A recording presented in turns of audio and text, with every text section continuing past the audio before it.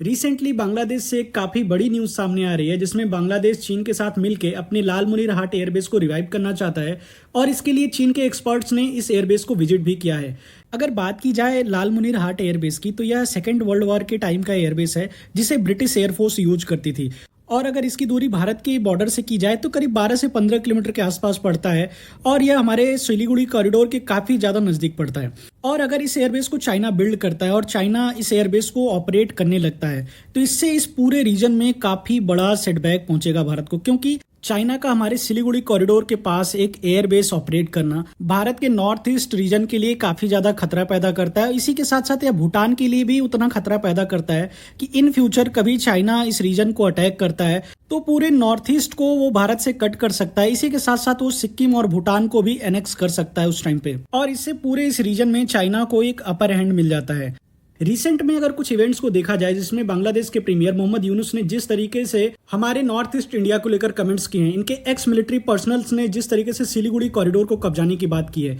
Dhaka university में जो recent में ग्रेटर बांग्लादेश के मैप को पोस्ट किया गया था, इन सारे इवेंट्स को अगर ध्यान से देखा जाए तो हम यह कह सकते हैं कि बांग्लादेश का भारत को लेकर जो इंटेंशन है वो काफी खराब और काफी खतरनाक है। और बांग्लादेश अच्छे से जानता है कि वह इतना स्ट्रांग नहीं है कि अकेले भारत के खिलाफ इतना सब कुछ कर सके। इसके लिए उसे पार्टनर्स की जरूरत होगी और एक सटीक जियोपॉलिटिकल इवेंट्स की जरूरत होगी, और इसलिए बांग्लादेश पाकिस्तान, चीन, तुर्की के साथ मिलकर काम कर रहा है। और भारत को इस गठजोड़ को हल्के में नहीं लेना चाहिए, क्योंकि अगर यह बांग्लादेश में सफल हो जाते हैं तो ना केवल भारत के नॉर्थ ईस्ट रीजन के लिए बल्कि हमारे और कई सारे रीजन के लिए भी काफी बड़ा खतरा पैदा कर सकते हैं। और हम यह इंतजार नहीं कर सकते कि यह गठजोड़ इतना स्ट्रांग हो जाए कि भारत को हर्ट करने लगे। जैसे कैंसर का इलाज फर्स्ट स्टेज में आसान होता है, उसी तरह से हमें प्रिएम्प्टिव स्टेप्स पहले से ही उठाने होंगे। हमें एक चीज और नोटिस करनी चाहिए, जिस तरह से चीन ने पाकिस्तान का साथ दिया है ऑपरेशन सिंदूर के बाद, उससे एक बात बहुत क्लियर हो जाती है कि चीन को अच्छे से पता है कि उसके लॉन्ग टर्म गोल्स क्या हैं और उसे किस तरीके से हासिल किया जा सकता है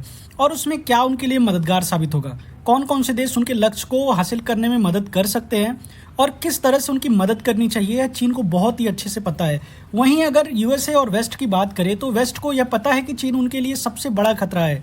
और चीन को अगर उन्हें काउंटर करना होगा तो सबसे कैपेबल कंट्री कोई है तो वो इंडिया है। लेकिन ऑपरेशन सिंदूर के दौरान जिस तरह से वेस्ट एंड यूएसए ने अपनी पॉलिसी भारत को लेकर अपनाई है, इससे न केवल वो अपने और भारत के हितों को ठेस पहुंचा रहा है बल्कि चीन और उन एंटी वेस्ट जो कंट्रीज हैं उनको समर्थन कर रहा है। और हमने पास्ट में भी देखा है जिस तरीके से बांग्लादेश में ह्यूमन राइट वायलेशन किया गया, माइनॉरिटीज को मारा गया, डेमोक्रेटिक गवर्नमेंट को हटा के एक डिक्टेटरशिप को एस्टेब्लिश किया गया, उस पर वेस्टर्न मीडिया पूरी तरीके से चुप थी। ना ही केवल वेस्टर्न मीडिया बल्कि वेस्टर्न एकेडमिक्स, उनके जो बड़े पुरस्कार समूह हैं और जो ग्लोबल रैंकिंग देने वाले ग्रुप्स हैं, वो भी इन सारे मुद्दों पे किस तरीके से चुप थे। बल्कि कई सारे western media journalist and scholars ने इसे यूएस और वेस्ट की जीत बताई। और करंट में जिस तरीके से बांग्लादेश चीन के साथ मिलकर भारत को थ्रेटन कर रहा है, यह चीन, तुर्की, पाकिस्तान जिस तरीके से बांग्लादेश में क्वाड की तरह काम कर रहे हैं या एक मेजर जियोपॉलिटिकल गेम प्ले कर रहे हैं, वह न केवल भारत के हितों को बल्कि वेस्ट के हितों को भी काफी ज्यादा नुकसान पहुंचाता है। और इन सारे सिनेरियोज को देखा जाए तो भारत को भी अब अपने मिलिट्री को मॉडर्नाइज करना होगा,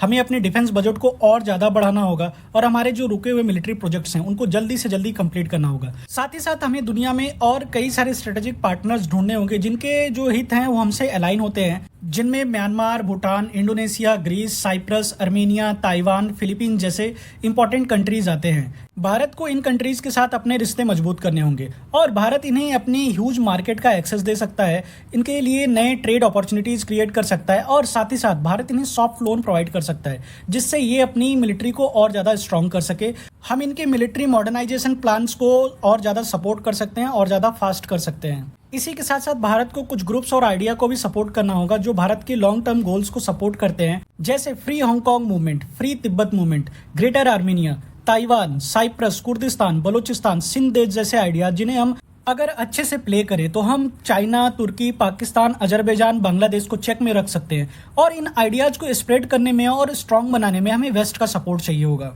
और अगर वेस्ट और यूएसए भारत के साथ मिलकर सिंक्रोनाइज वे में काम करते हैं तो हम काफी हद तक चाइना को टैकल कर सकते हैं। हालांकि मैं ये कहूंगा कि कुछ मुद्दों पर वेस्ट और भारत के हित अलग अलग हैं, पर भारत को उन सभी मुद्दों पर खुल के समर्थन करना होगा जहां पे दोनों के ही हित मिलते हैं। जिस तरह से यूएसए इजराइल को खुल के सपोर्ट करता है उसी तरीके से भारत को भी सपोर्ट करना होगा। और एज ए इंडियन हमें एक बात अच्छे से समझ जानी चाहिए कि किसी भी कंट्री का सपोर्ट कोई करता है तो वो उसके पीछे कुछ उसके निहित स्वार्थ होते हैं, और हम इतना कैपेबल हो कि हम अपने सेल्फ डिफेंस को कर सके, भारत का जो स्टांस है उसको दुनिया के सामने स्ट्रांगली रख सके, और भारत को उन नीति नियम राइट रॉन्ग की पॉलिसी को सुधार करना होगा। हमें वही चुनना होगा कि जो हमारे हित में हो और हमारे लार्जर जियोपॉलिटिकल एम्बिशन को सूट करते हों। और अब टाइम यह है कि हम नॉर्थ ईस्ट को कनेक्ट करने के लिए नए रूट्स की तलाश करें, जिनमें नेपाल प्लस भूटान और म्यांमार भारत को नए रूट्स प्रोवाइड कर सकता है नॉर्थ ईस्ट को कनेक्ट करने के लिए। इसी के साथ साथ हमें अफगानिस्तान से रिश्ते और ज़्यादा सुधारने होंगे, और आने वाले समय में हम अफगानिस्तान में एक एयर बेस या एक मिलिट्री बेस के लिए देख सकते हैं। इसके बदले में हम काबुल को प्रॉपर एक एयर डिफेंस कवर दे सकते हैं, जिससे कभी पाकिस्तान अगर अफगानिस्तान पे एयर स्ट्राइक करता है तो उस समय उनके एयर स्ट्राइक से यहाँ के लोगों को बचाया जा सके। और चीन पूरा प्रयास कर रहा है कि पाकिस्तान और अफगानिस्तान के बीच में एक सुलह हो जाए। अगर ऐसा हो जाता है तो इस पूरे रीजन के जो जियोपॉलिटिकल बैलेंस है वो बदल जाएगा, क्योंकि हमने अब तक जो अफगानिस्तान में इन्वेस्टमेंट कर रखा है, इससे यह होगा कि ये सारी इन्वेस्टमेंट्स हमारी बेकार हो जाएंगी, और इन फ्यूचर पाकिस्तान और चाइना का जो सीपीसी प्रोजेक्ट है उससे ये अफगानिस्तान को जोड़ देंगे, और इससे हमारे जो जियोपॉलिटिकल हित हैं इस रीजन में उसको बहुत बड़ा डेंट पहुंचेगा। इसलिए हमें पूरा प्रयास करना होगा कि अफगानिस्तान को हम चीन से दूर रख सकें।